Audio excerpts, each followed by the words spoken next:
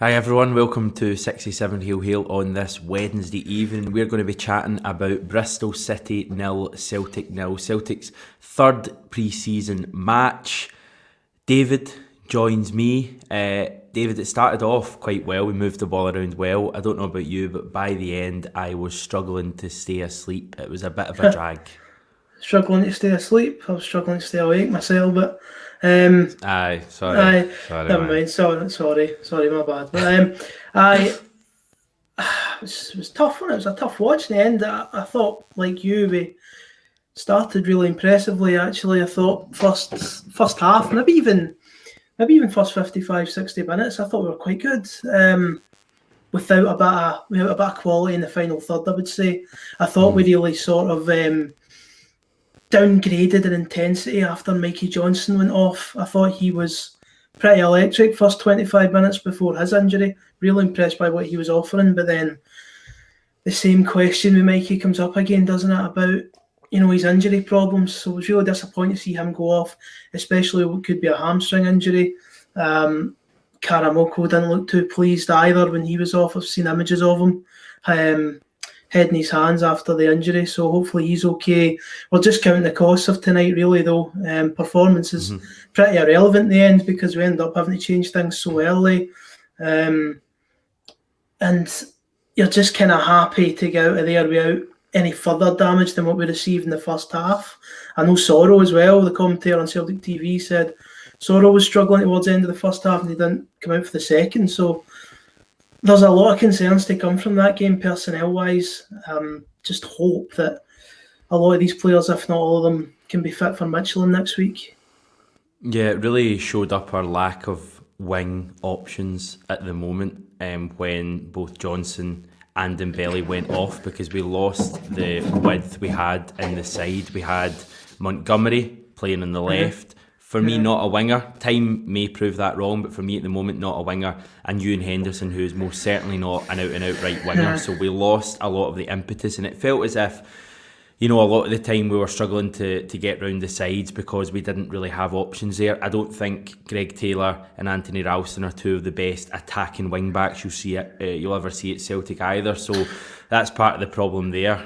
I just wanted to touch on obviously the other two injuries as well. You mentioned them, Barkas and Sorrow as well. We don't quite know what happened with either, but it does seem like both of them have maybe had have had injuries and come off as a precaution. So, a worrying night for us definitely. We'll chat about the game itself. Like, we did start out quite well, as you say. I think we looked promising. We looked like we were moving the ball. I was actually quite enthused with the start. But it just seemed we kind of lost our way a little bit as the game went on. I don't know if it was fitness related. I don't know if it was an intensity issue, maybe a bit of both.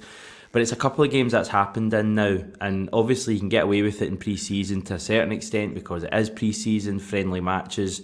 But we're 7 days away now from a tough match. It's a huge ask to get past Michelin, and we're going to have to play 180 minutes, maybe even more to get through that tie. We can't afford to play 45, 50, 60 minutes and then kind of come off the pace.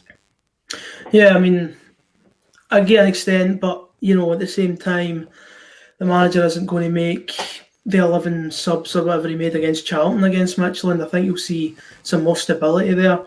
I think tonight was probably closer to what we'll see against Michelin in terms of starting 11. Which is concerning. I would agree with you, Hamish. When you see Ralston at right back, and with all due respect to some of the younger players, Karamoko Dembele, maybe a future Celtic player, but for me, he shouldn't be our number one right winger at the moment. I know James Forrest has had the isolation and all that stuff, and I know we're bringing in Abada as well, or we've brought him in.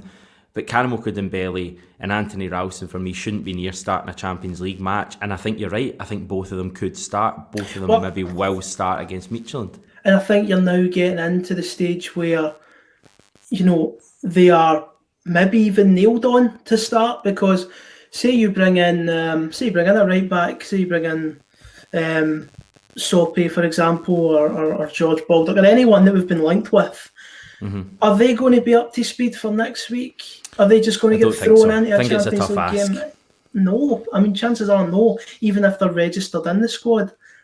So I think you're right. I think we're probably going to have to go with Anthony Ralston. Listen, I'm not going to pretend Anthony Ralston can't kick a football. I'm not going to pretend that he can't do the bare minimum at times, but he's just not of the quality we should have in a Champions League qualifier.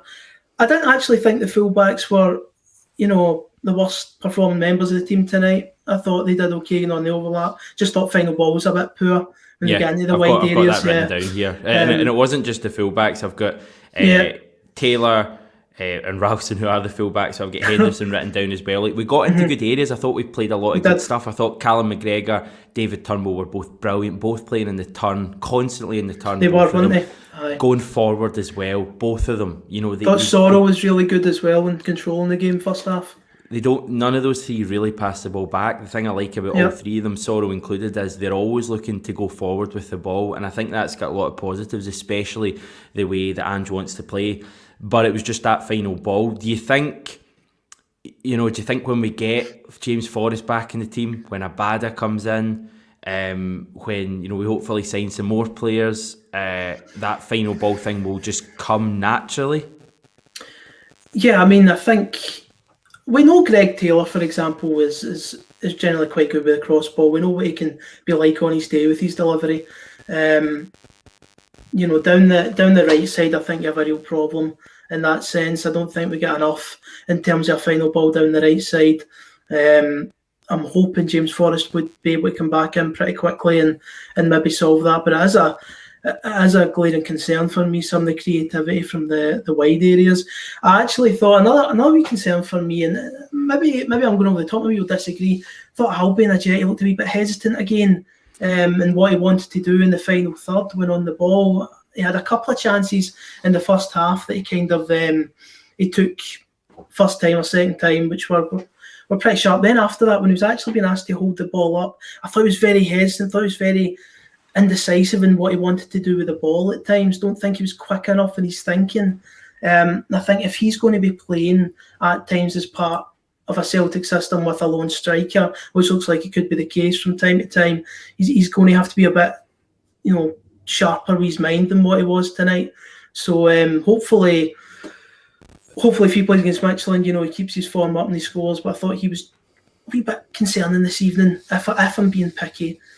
He has had a good start to pre-season outside of that, but be wary not to go over the top in terms of performances. I think injuries were the main source of frustration tonight, and obviously when you don't actually win any game, whether it's competitive or pre-season, it irks you as a Celtic fan. You're so ingrained to winning football matches when you watch this team. So I think it's just the injuries that have me really frustrated. I just hope that the Mikey Johnson and Dembele and Barkas, hopefully Sorrow as well, are all okay. That's my main concern for next week.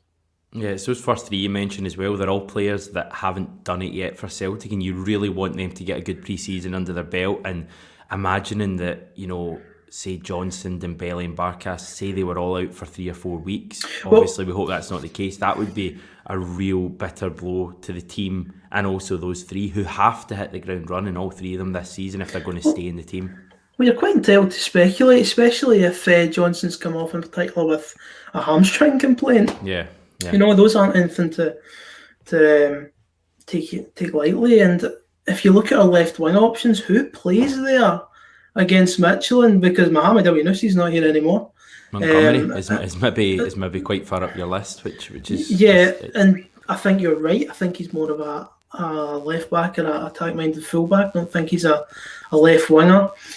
I like my wingers to be quite tricky on the ball. Hamish, I like them to have quick feet. I like them maybe able to cut inside or go outside. That's what I like about Mikey Johnson. I think he can do both. James Forrest can do both.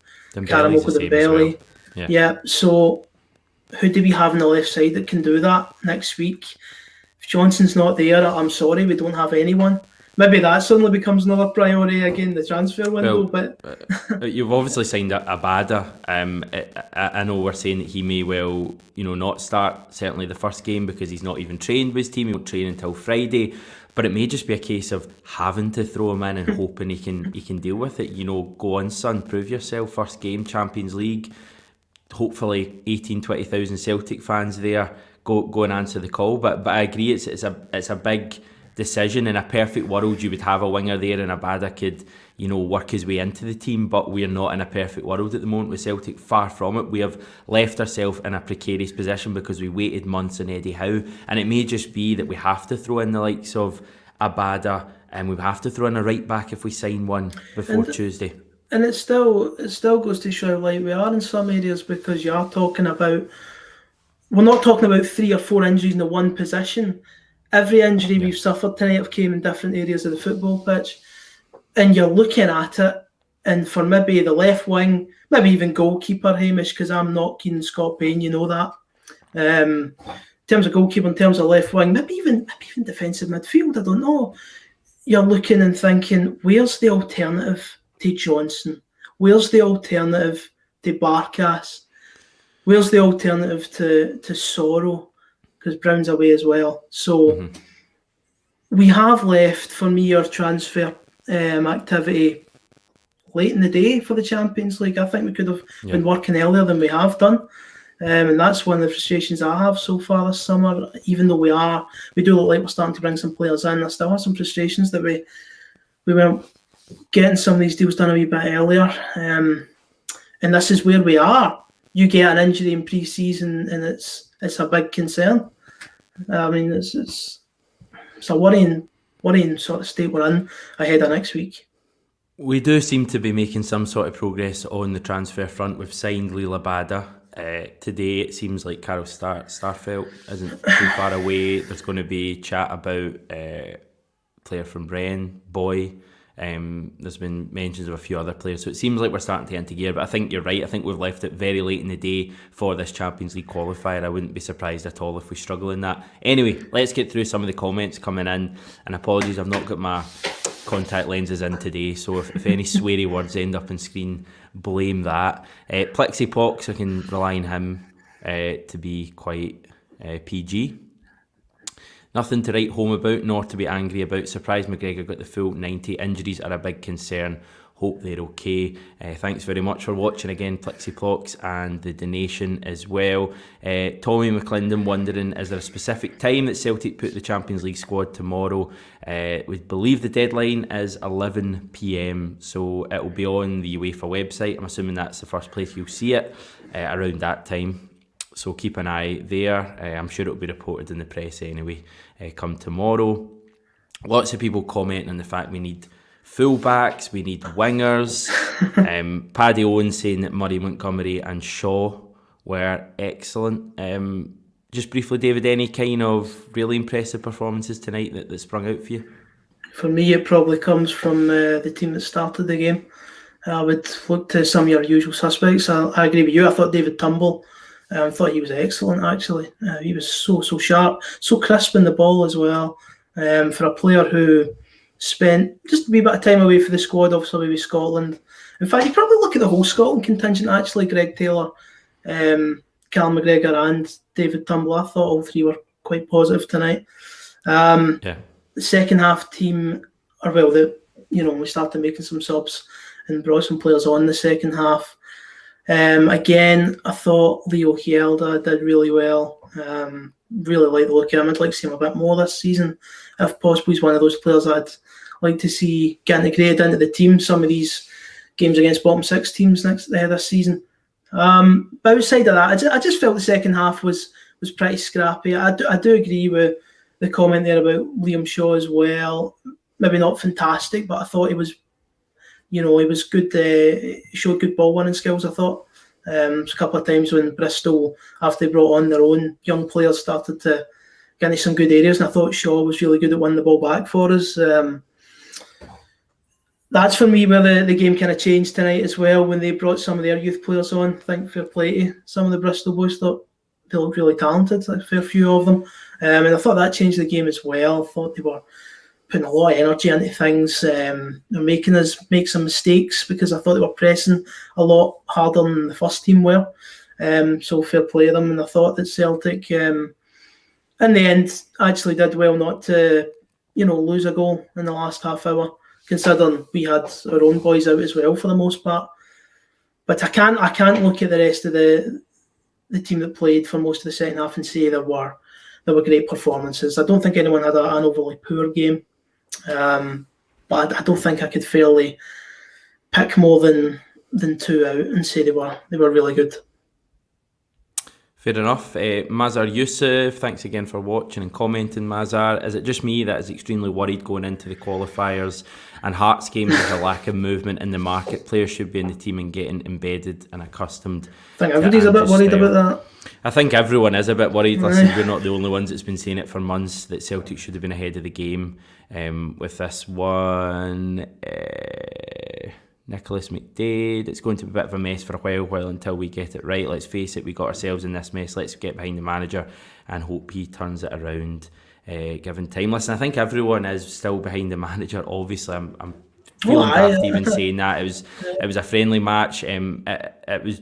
I think it's more just realising. I had a bit of a kind of reaction when I saw the team that started today. I was expecting a really strong team because I was thinking, you know, this is our second last game before our first competitive game against Midtjylland in a week's time. I didn't think he would put out a full-strength team on Saturday against Preston, given the close proximity to that Midtjylland game. Time will tell. But I was expecting, you know, a strong Celtic team tonight. I know we have injury stuff. Edward, Barkas, James Forrest is isolating.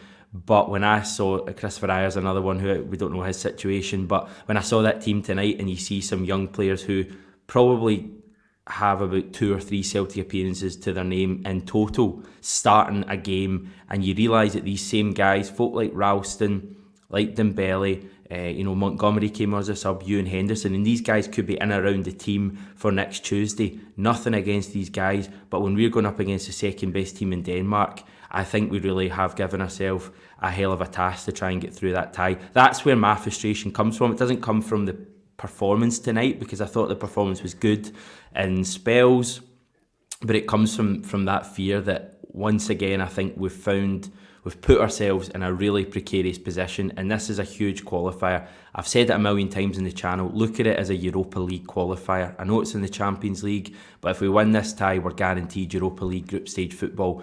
If we lose it, we're facing a massively difficult task to even get into the Europa League. That's why this first tie is crucial, and I just think we're in a bit of a predicament, if I'm honest. I may be proven wrong with that. We may get a result over the next couple of weeks against Midtjylland, but I think it's going to be a struggle. Yeah, I agree. It's going to be a tough tie. I don't particularly fear the Midtjylland tie, though.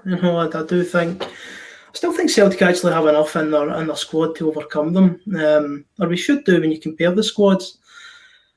But it's just the injuries. That's all it is. It's the injuries and the lack of forward planning, I would say, for the tie.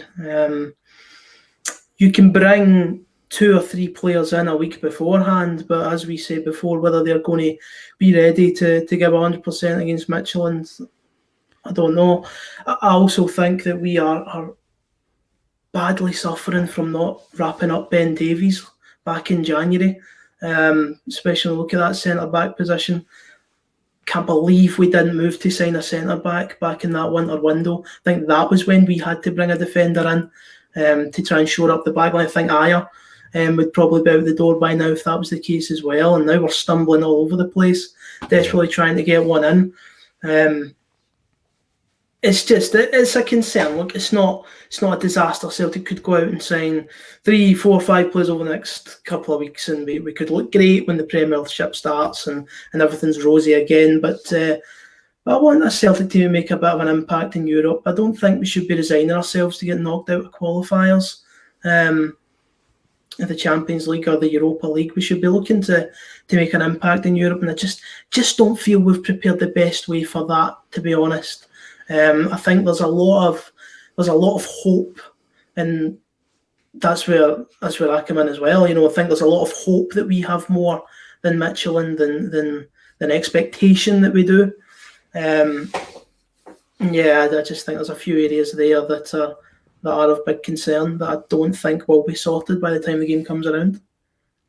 Well, we'll see where we are in 48 to 72 hours. As we say, the deadline is tomorrow at 11 o'clock. That's the kind of full squad deadline. We do have a further window. I think it's 11 o'clock on Monday evening to register 2 further players. So there is a bit of room for manoeuvre there, but I think it's more the fact that we'd have to get players in. They would have to be up to speed in terms of fitness, and they would also have to have, some sort of an idea of the way the manager wants to play, and that seems pretty impossible. But as I say, we're not in a perfect position, so it may just be a case of throwing in a player like Abada and hoping he can do us proud.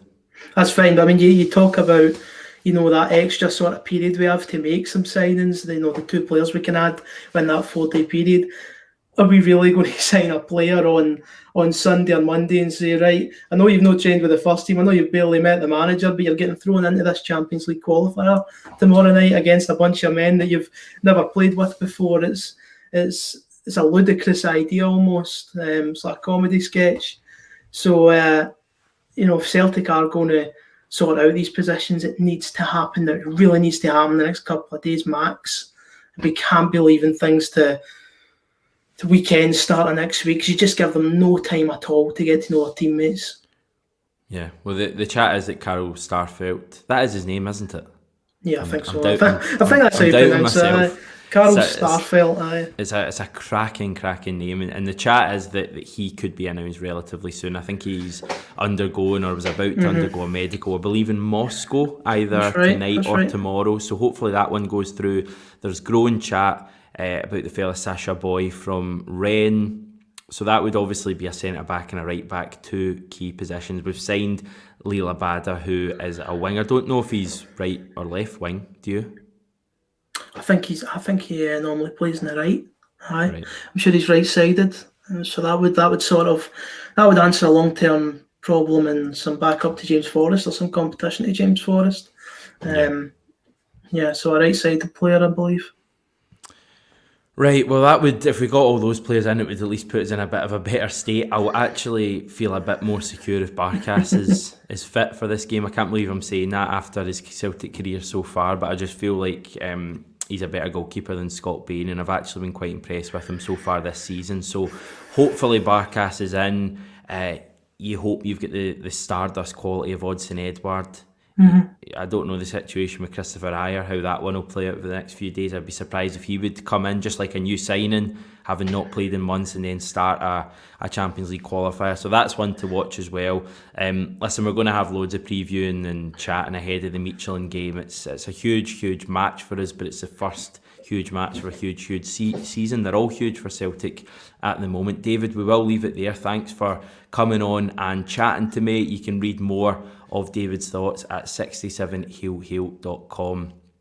New website there, new look website I should say, and it does look cracking, so check that out. We'll be back with another video tomorrow. Remember to subscribe to the channel. Now we're actually within about 90 of making it to 16,000, so if we could do that by the end of the week, it would be absolutely amazing. So if you're watching this and you're not yet subscribed, please do that. It is massively appreciated by us all. Thanks very much everyone, take care and goodbye.